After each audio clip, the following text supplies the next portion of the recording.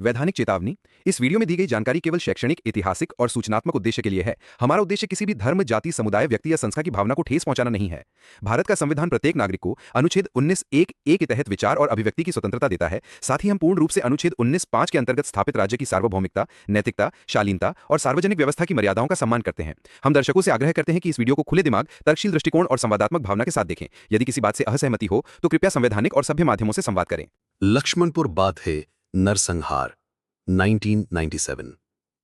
दलितों के खून से सनी न्याय।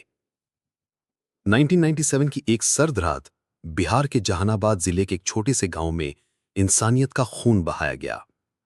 58 निर्दोष लोग, जिनमें बच्चे, महिलाएं, बुजुर्ग शामिल थे, उन्हें चुन चुनकर गोली मार दी गई। नाम था लक्ष्मणपुर बाथे नरसंहार। लेकिन क्या आजादी के 50 साल बाद भी दलितों की जान की कोई कीमत थी? आज हम उसी भीषण नरसंहार की सच्चाई आपके सामने ला रहे हैं, जिसे भारत के इतिहास में दलितों का जलियांवाला बाग कहा जा सकता है। पृष्ठभूमि। बिहार का यह इलाका अरवल और जहानाबाद 90 के दशक में जातिगत हिंसा का मैदान बन चुका था। यहां दो प्रमुख सेनाएं सक्रिय थी। भूमिहारों की रणवीर सेना, जो उच्च जातियों की रक्षा के नाम पर काम कर रही थी, और नक्सल समर्थित एमसीसी, जो गरीबों व दलितों के अधिकारों के लिए लड़ रही थी। इसी सामाजिक और सशस्त्र संघर्ष के बीच दलितों का गांव लक्ष्मणपुर बाथे रणवीर सेना की आंखों की किरकिरी बन गया। घटना का विवरण। 1 दिसंबर 1997 की रात करीब 150 हथियारबंद रणवीर सेना के लोग सोन नदी पार कर लक्ष्मणपुर बाथे गांव में घुसे।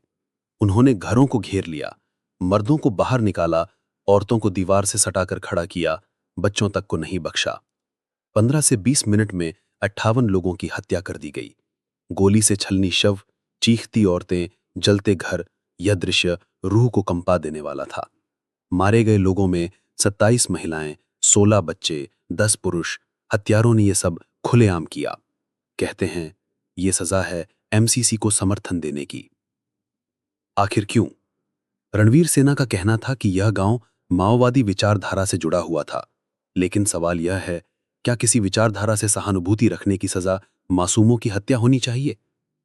इस नरसंहार का असली मकसद था दलितों में भय पैदा करना और सामाजिक विद्रोह को कुचल देना। जांच और न्याय प्रक्रिया। घटना के बाद पूरे देश में आक्रोश फैल गया। सीबीआई को जांच सौंपी गई। 2002 में केस का ट्रायल शुरू हुआ। 2007 पटना की विशेष अदालत ने 16 दोषियों को फांसी और 10 को आजन्म कारावास की सजा दी। लेकिन 2013 में पटना हाई कोर्ट ने सबूतों के अभाव में सभी आरोपियों को बरी कर दिया। जिनके घर उजड़ गए, उनकी चीखों की कोई गूंज अदालत तक नहीं पहुंच सकी। क्या आप सोच सकते हैं? 58 लोगों की हत्या और कोई सजा नहीं। पीड़ितों की व्यथा। पीड़ित परिवार आज भी उसी गांव में रहते हैं, बिना बिजली, बिना स्कूल, बिना स्वास्थ्य सेवा। उनकी एक ही बात थी, हमने भारत को आजाद होते देखा, मगर हमारे लिए आजादी का मतलब क्या? कोई मनरेगा नहीं, कोई पुनर्वास योजना नहीं। राजनीतिक दल आए, मुआवजा बांटा और कैमरे के साथ चले गए। राजनीतिक चुप्पी और जातिवाद। आज भी बिहार और भारत में जाति व्यवस्था उतनी ही मजबूत है। भूमिहारों की सत्ता, दलितों का उत्पीड़न और अदालती बेबसियां, यही असली तस्वीर है। लक्ष्मणपुर बाथे एक प्रतीक बन चुका है, सवर्ण हिंसा और दलित पीड़ा का प्रतीक। और दुर्भाग्य यह कि आज यह नाम इतिहास की किताबों में भी नहीं है। अंतिम टिप्पणी।